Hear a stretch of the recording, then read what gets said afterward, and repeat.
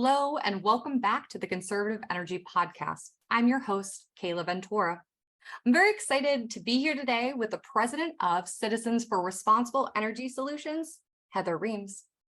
Citizens for Responsible Energy Solutions, or CRES, is a right-of-center nonprofit organization based in Washington, D.C. that engages in policymakers and the public about responsible, conservative solutions to address our nation's energy, economic, and environmental security while increasing America's competitive edge. Today's special podcast episode centers around the CEN-CRES Conservative Congressional Fly-In, a collaborative event we've held virtually over the past few years, but this year we're back and able to connect in person on the Hill, meeting with a record 82 conservative offices. During this event, we bring state leaders from across the country to DC to meet with their congressional delegations, discussing the importance of responsible, common sense energy solutions. Heather, welcome. Can you start off by telling us a little bit about yourself? Great to be with you, Kayla. Thank you so much. So I am the president of Citizens for Responsible Energy Solutions, and I've had this role for over 7 years now. Before that, I've been actually my entire career is in Washington, D.C., working either in a member of Congress's office, low-level stuff, but still you learn a lot, doing a lot of public affairs work in Washington, communications, coalition building, not necessarily with an energy bent, but when I started the job, the board who hired me said, we don't need someone necessarily that understands the energy policy inside and out, but we need someone who understands Washington inside and out. So I'm like, okay, I can do this.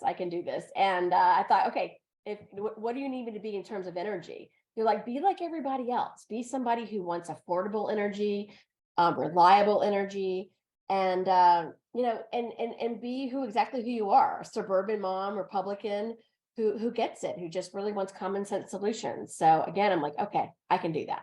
So here I am, 7.5 years later, running the CRES team. Oh, that's a wonderful story, and it's wonderful to have you as a person who CEN and CRES have worked hand in hand for years now, and we absolutely understand you get it. So thanks again for being here. I want to start off by talking about the event that we just wrapped up, which is the Congressional Conservative Fly-In. Can you talk about what the impact is of having these meetings in person inside of the congressional offices, and how many offices we met with? Yeah, 82 offices. So we brought over, I think, 50 leaders from 19 states, bringing an important message that expanding good, clean energy is good policy and good politics. These events year over year, and this is the first time we've been back since COVID in person, really show that at the state level, there's a lot going on in clean energy. CRES advocates at the federal level, while CEN advocates more at the state and local level. So one, to demonstrate our partnership, one. And number two is really just to show that conservatives like homegrown energy, no matter what it is. What we do here in the United States is more cleanly done than anywhere else in the world. So when the wind blows, let's use it. When the sun shines, let's use it. When the water falls, let's use it. And any other great technologies that are coming along that help us reduce emissions but stay competitive is really that message. And you don't go into every office and talk the same. So if you don't have a lot of solar in a district, we're going to talk about what other energy they may have, like wind or hydro. But overall, just demonstrating that, the breadth of all of these meetings, and they were just incredible meetings. People like, I get it. This isn't a red or blue issue. It's in terms of energy affordability and reliability and homegrown energy. It's a red, white, and blue issue, meaning it's for all of us. It's an American issue, and we need affordable energy to be competitive in the world, but we also want to be mindful of keeping emissions low. So the U.S. is a leader in this, and we need to continue to reduce our emissions and also export our knowledge, our technology around the world, so other nations, developing economies can also use the technologies. But we've led so that they don't have to go through the same process we went through in terms of burning dirtier fuels and really getting to their economy is growing, but using clean energy. So this resonates with everybody, really, but certainly it resonates with Republicans.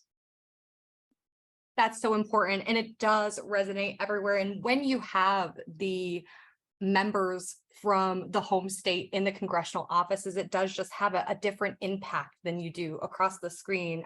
You can't ignore it. So it was wonderful to see our teams out this week, and you couldn't ignore them.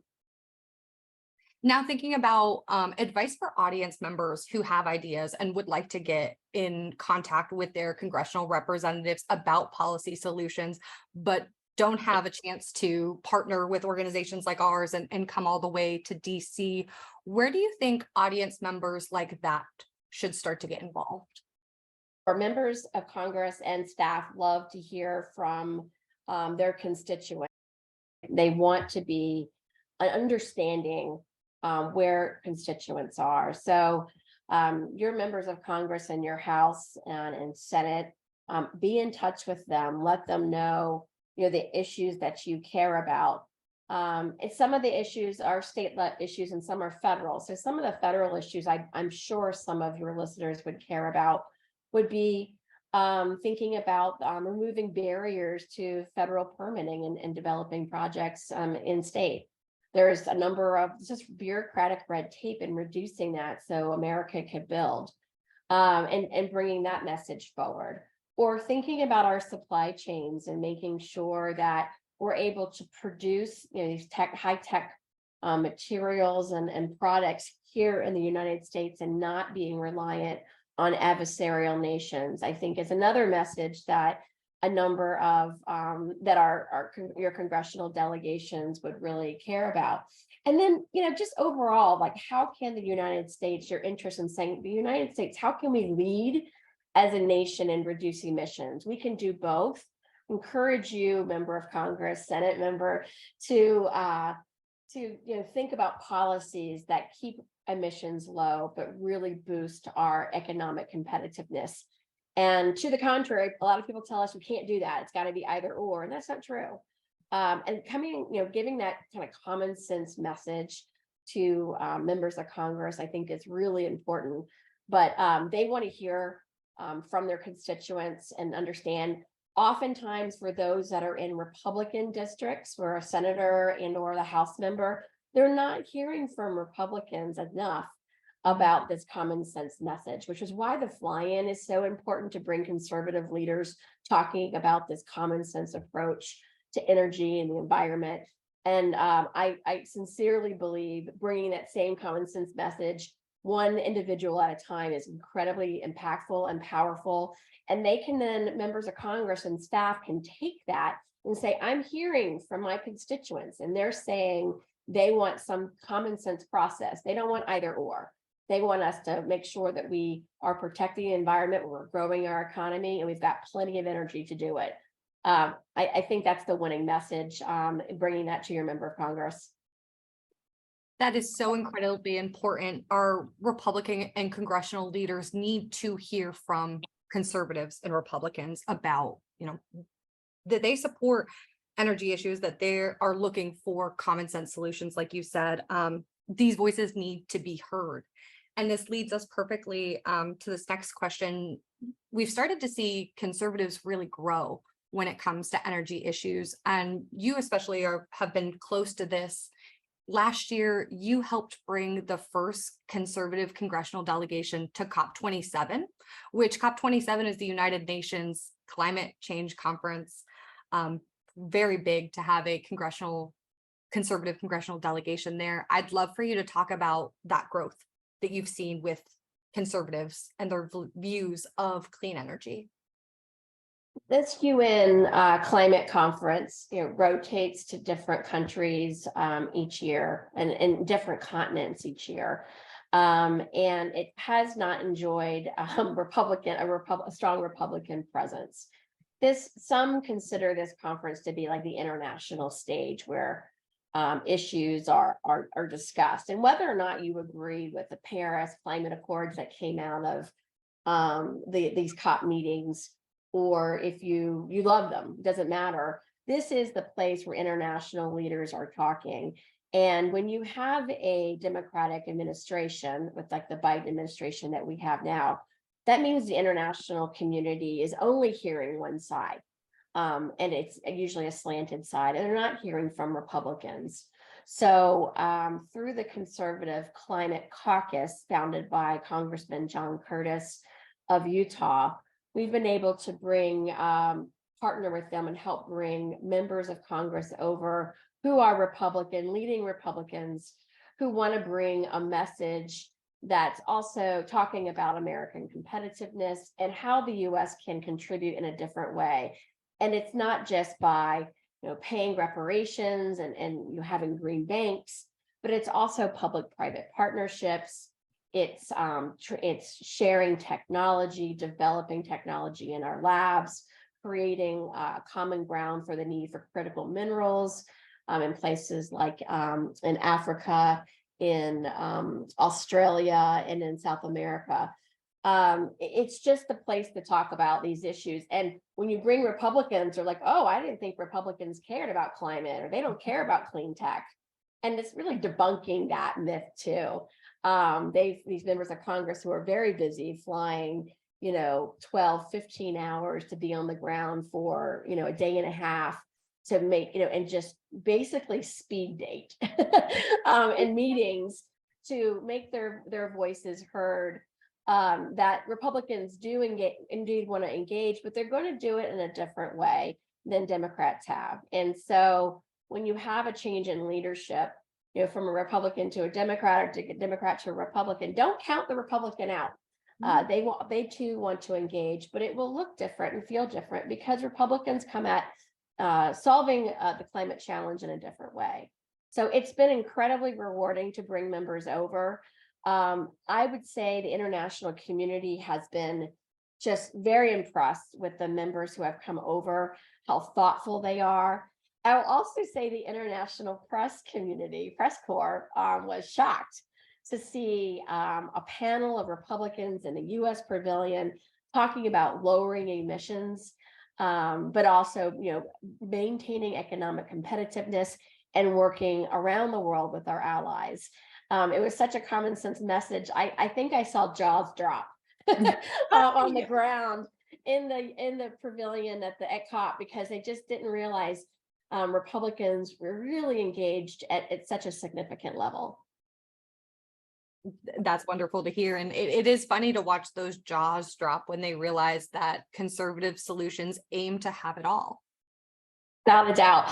And I think it's also, some people are like, oh, you're just coming over because, some people are like, you want to come over and hang out and see Egypt, or whatever the country is. Last year was Egypt. Like I said, the members are traveling long ways for a very short period of time, and get very little sleep to make sure they're maximizing their time. This isn't about anything other than what it is. Republicans want to engage on this issue. They have different ideas, and going to an international stage to talk about them is incredibly important. So I expect to see Republicans at COP year over year, including this year. Will be in Dubai, and we'll be helping to bring members and staff over again this November, December, when those meetings occur. That is wonderful to know, and we will be sure to keep an eye out. And how great to hear that international media is so receptive to Republicans going over and having their solutions. Wonderful to see the growth from the party. And to wrap up, finally, CEN and CRES have enjoyed a long-standing partnership from the founding of our organizations. CRES work is on the federal level, and then CEN's state level work. It's been very complementary. Can you speak to what has made that partnership between CRES and CEN so valuable, and highlight some of our joint successes over the years? CRES and CEN were founded about the same time. And, at any newer organizations, you get your legs underneath you and figuring out, where your lanes are. And what I always loved about working with the CEN team is that no matter which state it was, a regional leader, or even the CEO, recognizing that CEN does states, and we do states very well. And CRES going, you know what, we know federal really well. And let's make sure we work together, because, at the federal level, you can work with members of Congress and talk to them in Washington, but they, as I talked about in a previous question, they really care what their constituents think and do, right? And so you want to make sure you're linking that state, what's going on back home into Washington, and bring that forward. That really empowers members of Congress. And the CEN teams know the states so well. They know oftentimes the members incredibly well. They understand the politics of the states, the politics of the regional parts of the states that may be different, and can really help a member of Congress navigate that. So you can say, some parts of my district don't like wind as much as others. And, the CEN leaders are going to understand that because they know the state so well. So I think that is one of those just amazing relationships that we have for the fly-in year over year. Because of the fly-in, we've gotten a number of members of Congress interested in certain kinds of legislation or policy ideas, because just bringing them and, saying, hey, I know you, you know me, this is CRES.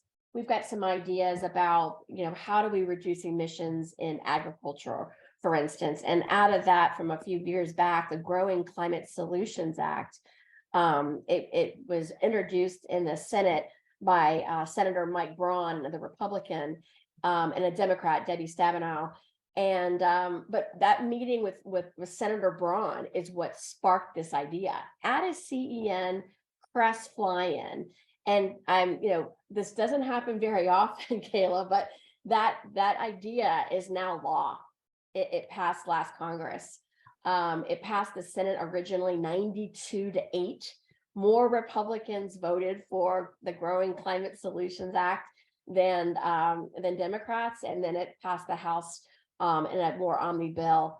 But this legislation really allows farmers to get in on carbon offsets, and they get credit for all of the good things they do in protecting the environment. And as we know, farmers know the land and the environment better probably than anybody.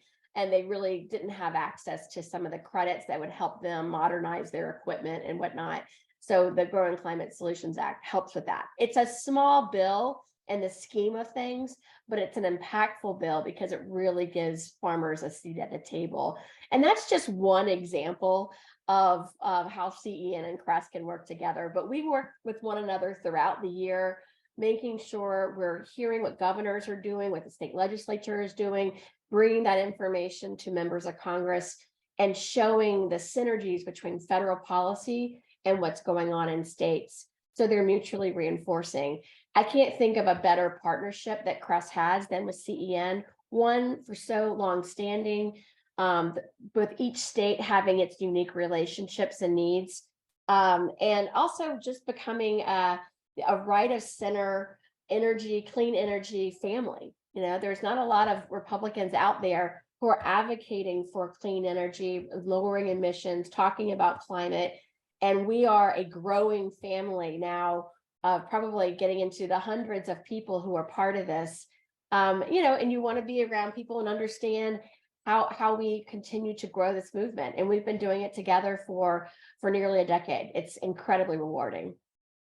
And it's so wonderful to watch, like you said, that growth. Did you imagine about 10 years ago, there would be about 100 people that you could say are in that conservative clean energy family? I don't think so. Exactly. No, I wouldn't say that. We have a few of us and we all understood one another. And then it was just so fun to see at this fly-in so many new faces who are there, and as Republicans, and a lot of them, not surprisingly, Kayla, younger conservatives who recognize that, hey, this is an issue for our generation. We want to be involved, but we're not going to lose our conservative principles. We know about limited government. We know about making sure we're not overspending, but we also know we can protect the environment in a common sense way without overspending that the Democrats want to do. So I think it's a message that's going to grow like wildfire. We're just the original early ones. Yeah. But I anticipate thousands in the decade to come. I think if your organization and our organization keeps to the work that we've been doing, then that is not far off.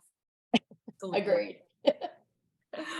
Well, Heather, thank you so much for your time today and all of this wonderful information. For our audience members, if you are looking to learn more about Citizens for Responsible Energy Solutions or CRES, you can visit www.cresenergy.com. That's CRES energy.com. You can also follow them on Twitter at CRES Energy and on Facebook at CRES Energy. Thanks again, and stick with us for some more interviews following the fly-in. Next up, I'm here with Ohio Conservative Energy Forum Executive Director, Sarah Spence. The Ohio Conservative Energy Forum, or OHCEF, is a movement of conservatives who recognize clean energy as a solution to sustaining energy dominance, keeping our economy booming, and providing power to build and sustain the American way of life. Welcome, Sarah. Can you tell us a little bit about your background and your experience in the energy sector? Sure. Thanks, Kayla. Thanks for having me on here. I'm super excited to be here. So a little bit about me and my backgrounds. I grew up in southeastern Ohio, which is a great place for energy production. We have a lot of things going on there, so just kind of grew up around it. Decided to get into working for the state of Ohio. I've worked for the Ohio Secretary of State's office.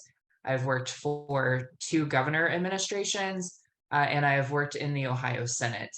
And so while I was in both the Ohio Senate and then when I worked for Governor Kasich, did a lot of work around construction. And so when you're, learning how to build public buildings, you learn a lot about energy and energy usage. And so really that way kind of got my foot into the door with energy policy. And then after I left the state, I worked for another nonprofit organization that also focused on energy policy in the state of Ohio and really kind of focused on renewable energy development. Thank you for that rundown. It's wonderful to have you and your energy expertise in the network, and especially in charge of such an important state in Ohio. So this year, we just concluded the CCE-NC Congressional fly-in. We took it back to the Hill this year. So in the past few years, we've held a virtual event where we connect state leaders back to their congressional delegation. As a seasoned fly-in leader, you've done a couple on the ground, a few virtually. Can you speak to the importance of being in DC and being in person rather than just connecting virtually? Sure. So I do like being in person way better. Partially it's you get to not only be with your team from your state, but you also get to see other teams from other states. And so, get to kind of talk through what's happening in your state and with a little bit of camaraderie there. But then also just being able to go into their offices is a great experience, especially for, people that we take in from our states to really connect with congressional members. A lot of times they don't get to have that opportunity. And so it's great to get them to actually be able to see just how things work on the Hill, for them to go in and meet like not only usually the legislative director or like the energy person that we're meeting with or the congressional member themselves, that we're meeting with, but really other members of the office. So, being able to walk in and talk to like the constituent aide and the scheduler as you're waiting to meet with the congressman or congresswoman or their, one of the staff members. And so, you learn a little bit more just in some small talk, like walking in about the district and, what they're kind of passionate about or, where the staff are from and just being able to make those little connections.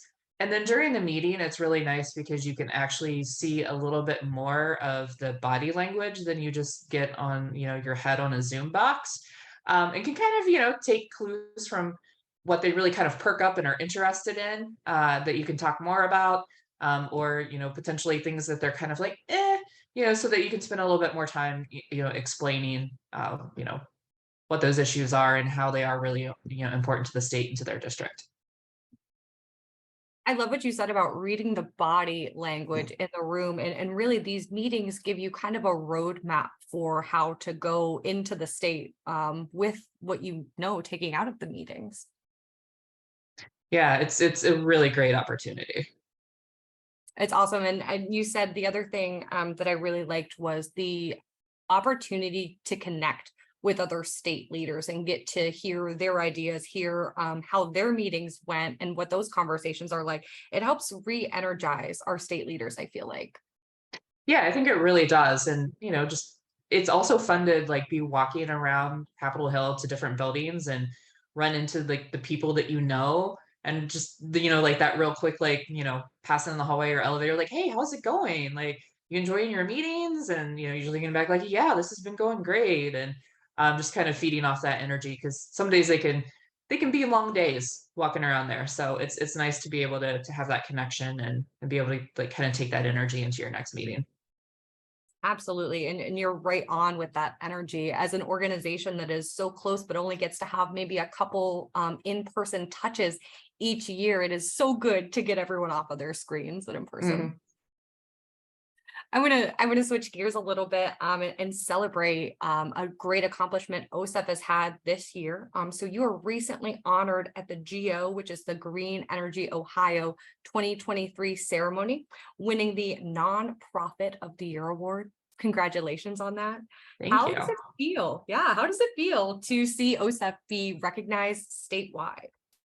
Yeah, I mean, it feels fantastic. It was really an honor to be chosen. There are nominations that are put in for these awards, and so to have, actually, it was an industry partner that we work with on the ground here in Ohio through our Land and Liberty program that nominated us for the award, just for what OSEF has been doing at the Power Siting Board and at the State House, but then also our Ohio Land and Liberty Coalition, what they've been doing on the ground with energy developers and helping to get steel into the ground on those projects. And so just to be able to have our entire team recognized for the work that we've been doing, it was really great. I mean, I was really kind of humbled by it. It was great to be able to lift up, especially our land and liberty work. I feel like a lot of times they don't get the recognition that they deserve, and so it was really great to be able to have them there too, to accept the award on behalf of the entire team. It's so great. And like you said, sometimes our land and liberty leaders, these are our on the ground teams. They are the ones that are in the meetings, talking to the commissioners and are really in on the ground and in people's faces that way. But sometimes it's hard to recognize the work that they had been doing. So it's awesome to hear that you shared that award with them, and really happy to see the progress the whole state chapter has made. So congratulations again. Yeah, thank you. And you have been really busy. So I was really happy to be able to snag this interview with you because you are on the board. You've been on several podcasts and a couple news issues lately. What are the issues that are on top of mind in Ohio this year? Yeah, right now in Ohio, a lot of top of mind things is how are we going to build solar within the state of Ohio? So we have a lot of projects that are potentially coming into the state. We have about 12 gigawatts of solar that has went through the PJMQ and are in process of, early development stages, putting in applications with the Ohio Power Siting Board, and then eventually getting their certificate of approval and going into construction. And so as I think more people are seeing more solar projects coming into the state, there is there's some tension within communities over how much land we should be using for solar, where we should be placing solar. And so it's really been for OSEF and for Land and Liberty Coalition a great opportunity to go out and educate on property rights and on free markets. And you have a landowner, you have a farmer, and they have had discussions and negotiations with a solar developer, and they're like, yeah, we're going to lease your property and this is how many megawatts we want to put on it. And all of a sudden, like, you have a county commission that in one meeting can be like, well, we're going to ban solar in our entire county. And then, you have two parties that have entered into agreement going like, what? And so, we're always like, if we have the ability to produce our own energy in our state, we should do that. And so it's been a lot of talking to news reporters, being on podcasts, and just talking to anyone and everyone, I guess, about just like, the importance of kind of getting government out of the way and letting the free market do what it needs to do. This education is so important to ease those tensions and to get steel in the ground for these projects. Like you said, you can have a signed agreement, be ready to go, and have a county commissioner say, hey, no, not in my county. We should be creating and growing energy at home when we're able to. So I'm so glad that the Ohio team is out there fighting for property rights. And we're excited to hear from you all summer. Yeah, it's great. And again, like I think there's some misconception around Senate Bill 52. It does give county commissioners the ability to, to ban these renewable energy projects within their counties. But really, like the beginning crux of it really was to be able to have the community have a bit of more say into it. And then also county commissioners some counties have a land usage plan. And so, they have went through a process and have decided how they want to, kind of build out development within their county. And I think one of the things that 52 was trying to hit is that, so they've went through this process. So maybe there is like a land or an area where they kind of have future development planned for, some sort of, warehouse development or manufacturing development, or like a, housing development to go in. And so I think it was more like county commissioners could maybe ban solar projects from coming in there and tying up the land for 30 years if they already have a use kind of settled for it. But then giving county commissioners the ability to go on a case-by-case basis with a developer as to whether or not they should do the project, they should move it, they should make it smaller, and really kind of have those negotiations and conversations with, with developers. And that quite hasn't seemed to be happening yet. And so that's one of the things that we're really trying to educate on, is that don't miss out on economic development that could potentially come into your county because you want to do a blanket ban. Like if you have an area that you want to, mark off, great, do that. But then like let developers come in and pitch you on the great benefits that could be coming into your county, and then decide from there. Yeah, we're excited to see your education campaign this summer, and hopefully we can start to see more county commissioners allowing at least pockets of this land in their county to be used for these projects. You spoke about a couple that are potentially coming online. Are there any other projects that you would have mentioned, or any areas we should be keeping an eye on for potential projects? Yeah, sure. So we're really excited. There is a project coming online, hopefully, in Madison County. And if it's built, it will be 800 megawatts, which I think will be one of the largest projects east of the Mississippi River.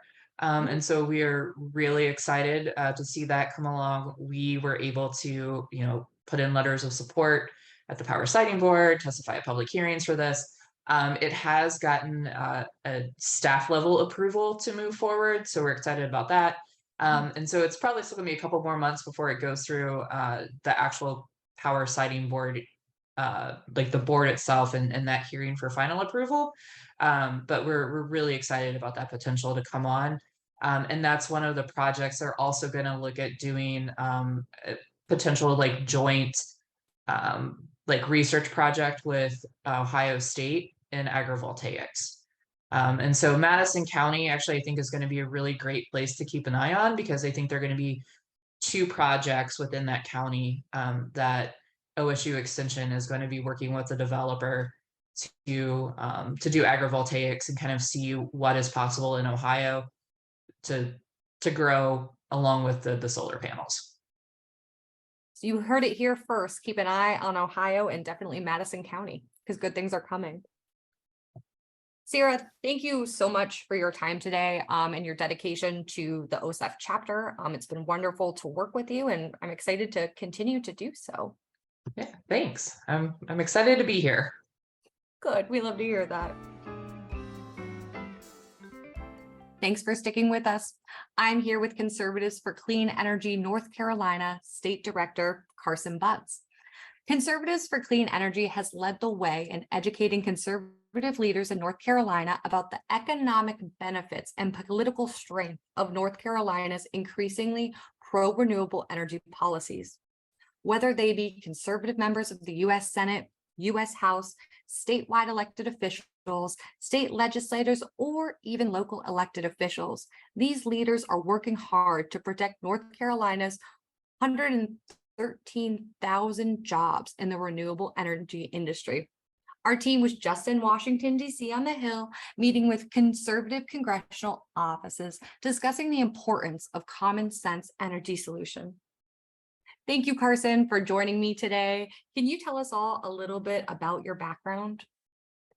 Yeah, of course. Thank you for having me, Kayla. This was a very exciting experience to come along to the fly-in with you. But in terms of my background, I've been lobbying in North Carolina for a couple of years, so I've been kind of familiar with the political process. And prior to that, I have been a House and Senate page. I've interned for a senator previously, so it's been a real interesting experience to kind of see how the North Carolina political process is kind of run.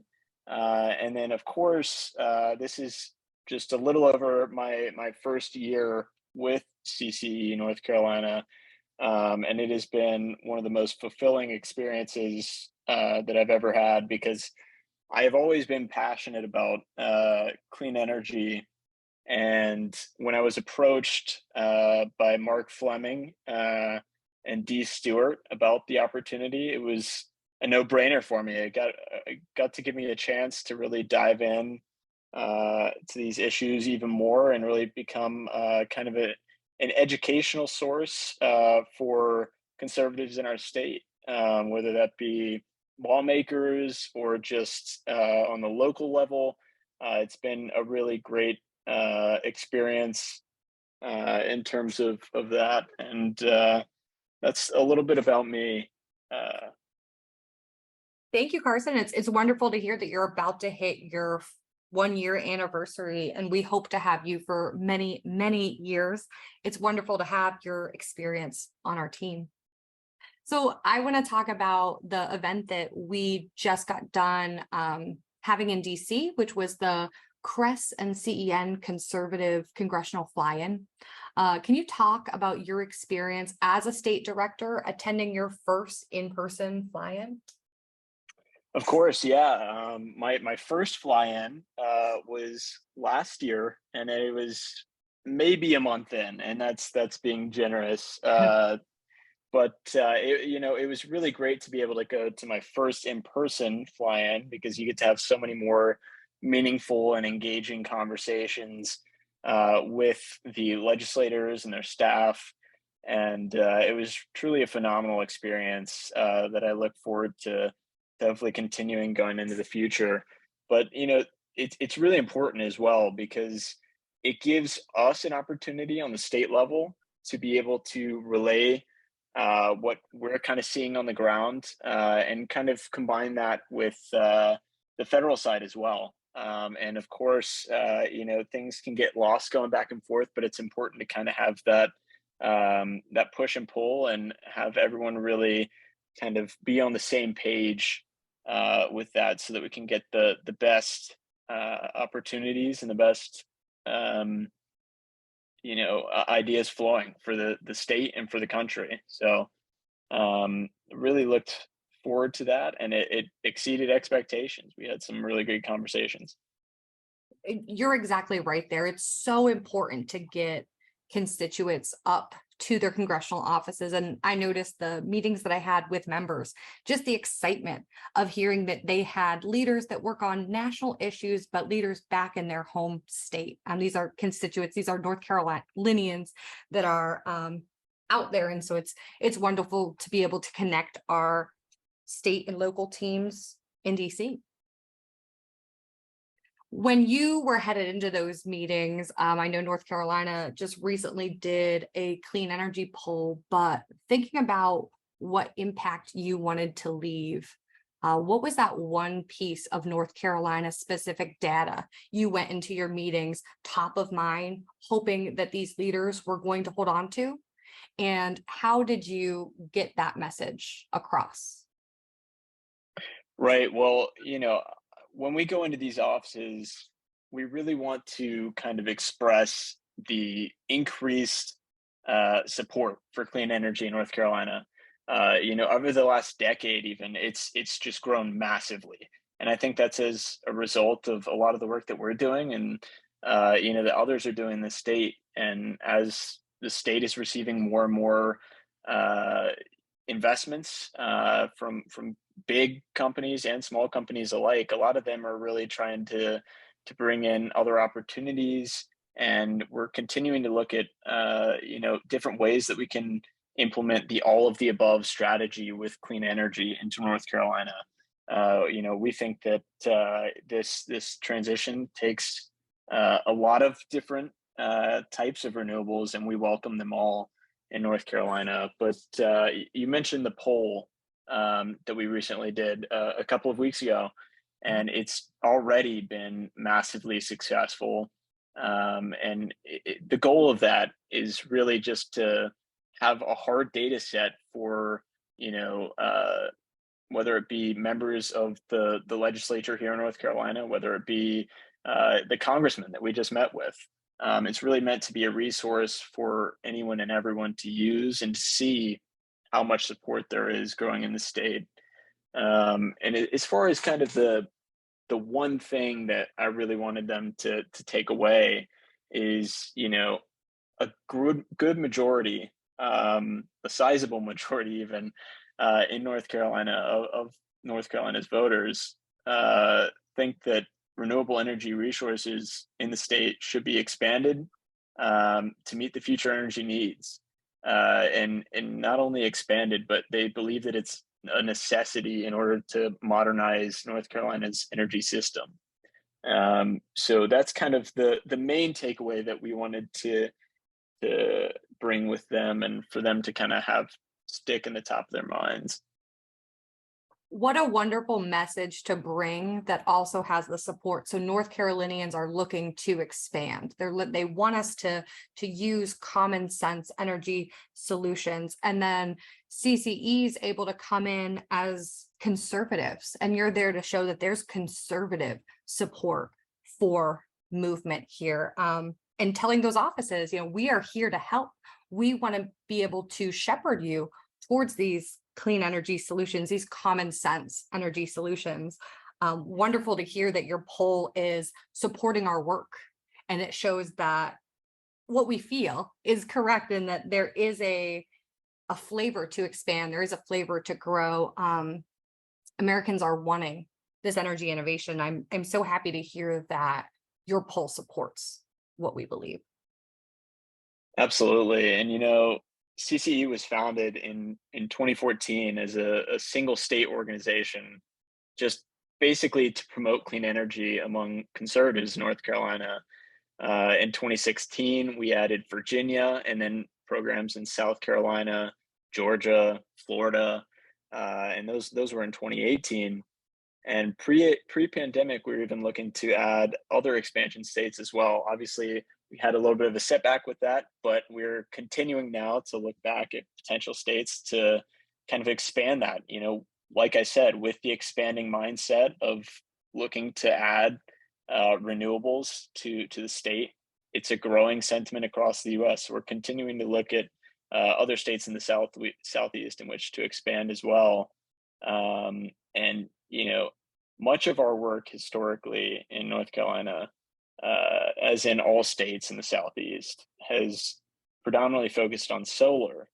But over the last few years, what we're seeing is an expansion of all kinds of clean energy in the state, particularly interest in offshore wind and the amazing economic development impact, not only on the coast, where they would be located, but throughout the state because of the manufacturing supply chain opportunities. We also work on energy efficiency, electrical vehicle policies, as well as emerging technologies like geothermal and even SMRs, small modular reactors with nuclear. So we've really enjoyed our strong partnership with CEN as the first state, especially in the CCE network. And we were excited to see a former North Carolina legislator who was the biggest champion that the General Assembly here in North Carolina has ever seen for clean energy in John Zoka as he takes on his new role as CEO of CEN. It really speaks to the important work that CCE North Carolina has been doing in the state for the last 10 years. We have John Zoka, our new CEO, who is a former North Carolina legislator, and he was brought to become a believer. He was unsure about clean energy issues in the past, unsure about solar, and then the facts started coming to him. And as he learned more, he realized that these are the solutions. These can be conservative solutions when we look at these energy systems through common sense policy lenses. And once we work towards a true all of the above approach and get out of the way, allow for innovation, and let these systems grow as they need to. It's wonderful to see in real time how the organization was able to bring leaders and educate leaders on the facts when it comes to clean energy solutions. Yeah, absolutely. It's certainly something that I've had conversations with him about, and once you see the facts, it really becomes kind of a clear picture, because what we're trying to do at the end of the day is help the ratepayers and help the state and do whatever is best for North Carolinians. Absolutely. Absolutely. Carson, we both mentioned earlier that North Carolina recently released a brand new clean energy poll. What did that poll tell you about the direction North Carolina is headed in, and how are you going to be using this polling information all summer? Right. I mentioned it briefly, but the last 6 of 7 years, we've released a North Carolina energy poll. And what that is able to help us do is really message just the facts of what North Carolinians are thinking about energy, about the political trends in the state. And we have Dee Stewart, who's our political consultant, along with his partner, Paul Shoemaker, who have conducted the poll and really just done a great job in kind of explaining exactly what the data means and really asking the good questions to really get to the heart of what people are thinking. So just some of the key findings: more than 3 in 4 voters, approximately 76.5%, think North Carolina should modernize its energy system by relying more on competition and customer choice, including 72% of Republicans, and fewer than 1 in 8 voters, or about 11.8%, think that the current system is doing the job well. So, right off the bat, that was one of the questions that we looked at to kind of gauge, okay, are they happy with the current model? And it seems very clearly no. So looking to innovate on that. And, going off of that, with people being clearly unhappy with the current model that's in place, more than 80% of voters support legislation requiring a study to examine options for modernizing Duke Energy's monopoly to provide more competition and direct sales from other electricity producers direct to consumers, including, again, 77% of Republicans. So what we're seeing here is conservatives consistently are favoring competition and the choice in the space as well. And that's something that North Carolina has previously been engaged on trying to do. And I think this just shows that year over year, there's more and more support.